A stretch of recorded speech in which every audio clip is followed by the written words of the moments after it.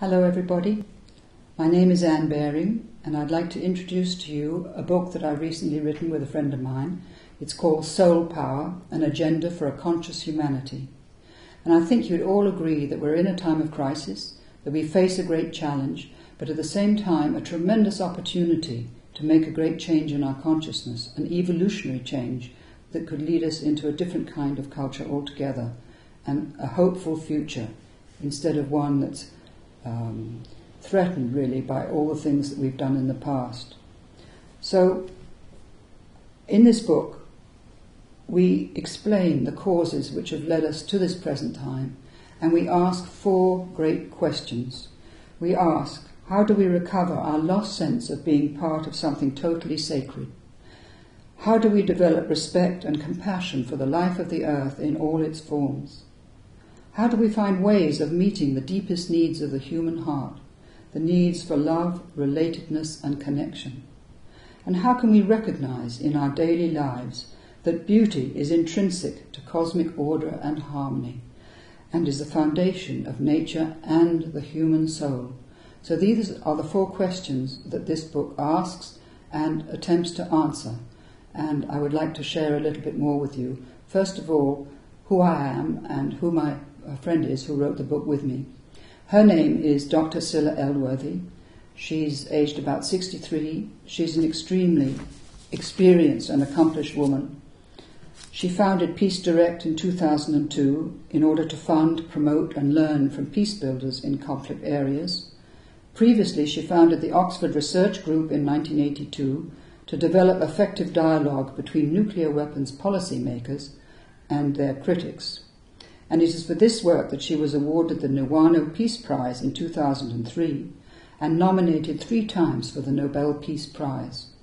In 2005-07, she was advisor to Desmond Tutu and Richard Branson in setting up the Elders Initiative that was led by Nelson Mandela, and in 2007 she was appointed a member of the World Future Council and the International Task Force on Preventive Diplomacy. So I think you can see that she has a very distinguished record and could make a great contribution to this book. As for my own qualifications, I am a Jungian analyst, now retired, but I've spent many, many years studying and writing about the history and imagery of the feminine archetype and explaining how that archetype held the image of soul for more ancient cultures and how we've lost the connection to soul because we've lost that earlier imagery of the goddess or the great mother. So this has been my work through about 40 years now. So, to get back to the book, it offers an agenda for a conscious humanity. So it's called Soul Power, An Agenda for a Conscious Humanity. And we took as our basis the great saying from Einstein, which many people know, that no problem can be solved from the level of consciousness that created it. So the great question that we ask is, how can we move to a new level of consciousness in order that our problems can be solved? It's no good doing it from the old level, as it were.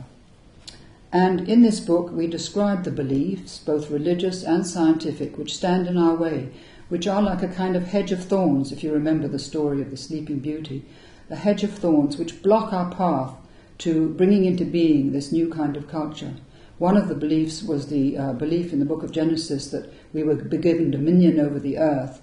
The second major belief, which is one of scientific materialism, is that we live in an unconscious universe, that we're the only conscious beings in a dead universe, and that also that our physical mind is the origin of our consciousness, and that when we die, that's the end of our consciousness.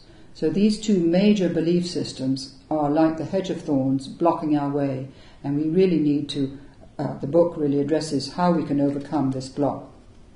And we offer in this book 19 ways in which this great shift can come about, 19 practical ways in a collective sense, and also we offer individual ways at the end of the book on what you can do to participate in this.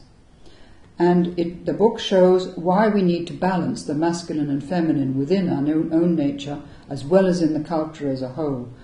Why we need to balance the mind and the heart to bring into being a new kind of culture, which is a balanced culture, not a one-eyed culture like we have at the present.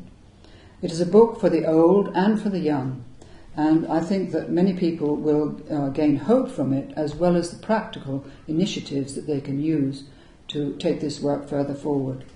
So this, I hope you agree with me, this could be the great work of our time.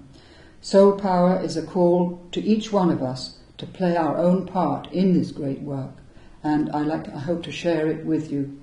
Soul Power, an agenda for a conscious humanity, can be purchased through Amazon.com. Thank you.